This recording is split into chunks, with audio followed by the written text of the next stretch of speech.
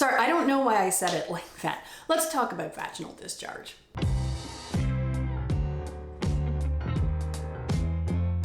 Hi, I'm Nadine Thornhill, sexuality educator.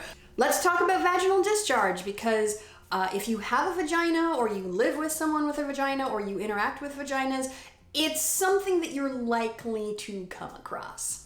Vaginal discharge, the medical term is leukorrhea, the Cardi B term is WAP.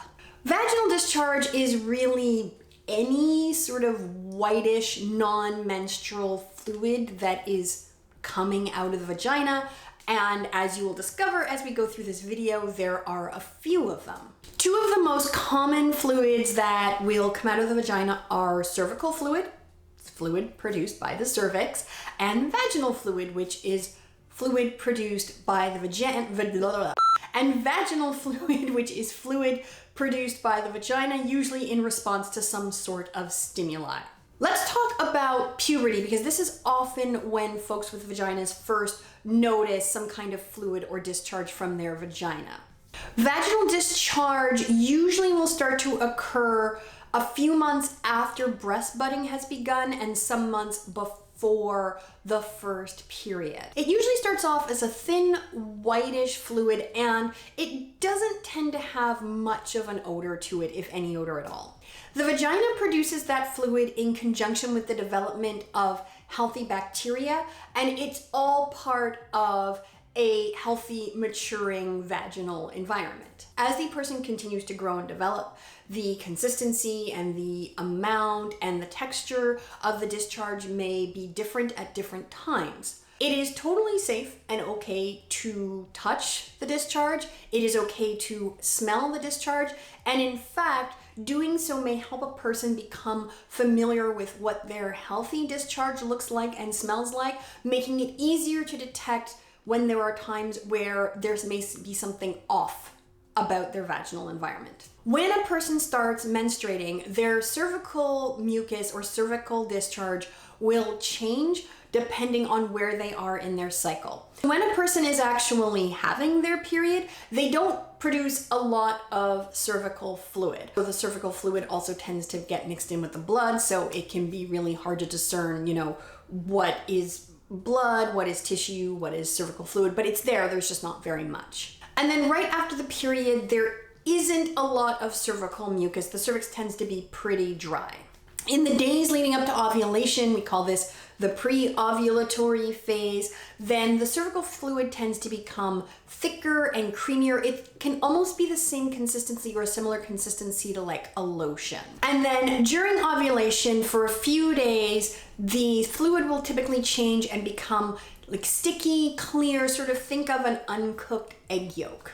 And finally, post-ovulation, but pre-period, the cervical fluid often becomes stickier. It is a little more dry in texture, and sometimes it can almost be sort of fibrous. And if you want, you can become a cervical fluid tracker. You can either do this by just eyeballing it, or if you are a tech person, there are apps that you can download that will actually let you record the changes in your cervical fluid, and it can really help give you a sense of where you are in your menstrual cycle, which can be useful particularly if you don't have a really regular or predictable menstrual cycle. Then there is discharge during pregnancy.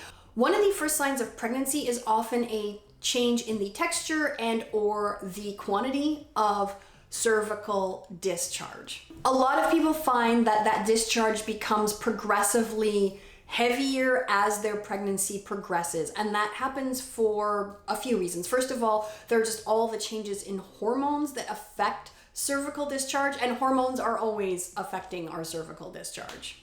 And that cervical fluid is a superhero because as the cervix and the walls of the vagina soften throughout pregnancy, that discharge is there fighting off bacteria that may cause infection. So thank you, cervical discharge. As a person approaches labor, oftentimes that fluid can be thick and tinged with streaks of blood.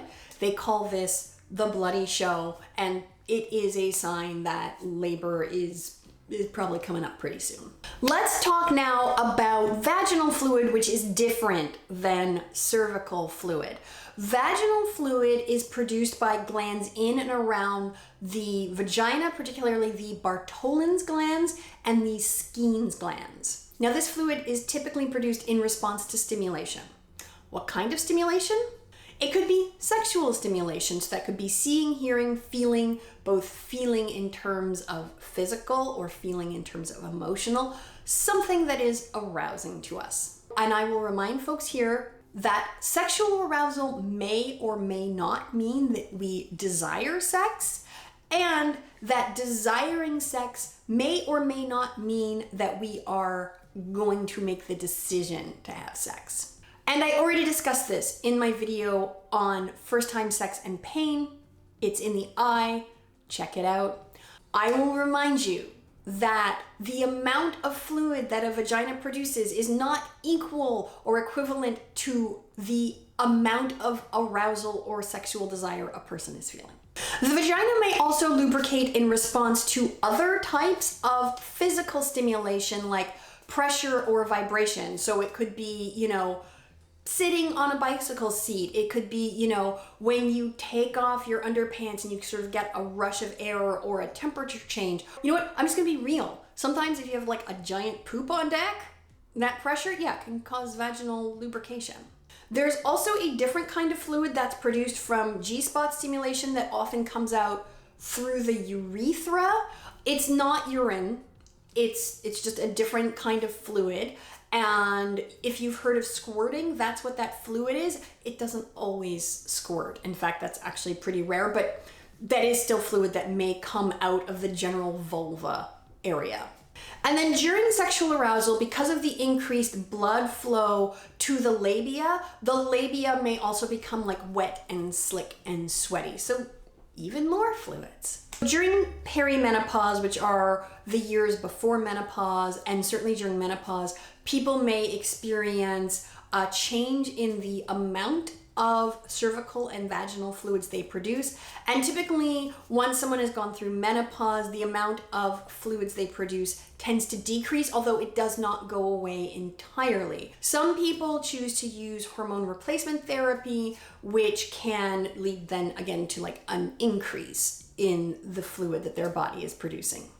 I also did a little bit of digging into trans folks who have had gender affirming surgery and have had their vaginas created to find out whether or not they have vaginas that lubricate. So based on what I read, until very recently, a lot of folks who had had gender affirming surgery and had had vaginas created had to also use a store-bought lubricant because the tissue did not self-lubricate. Then I read a really interesting article from a few years ago about a woman named Haley Anthony who came up with an alternative procedure where the vagina is actually created from abdominal tissue, and that abdominal tissue does actually produce its own secretions. So apparently there is now a procedure where surgeons can create a vagina that self-lubricates. I don't know how common it is. I don't know how many surgeons are performing this particular surgery,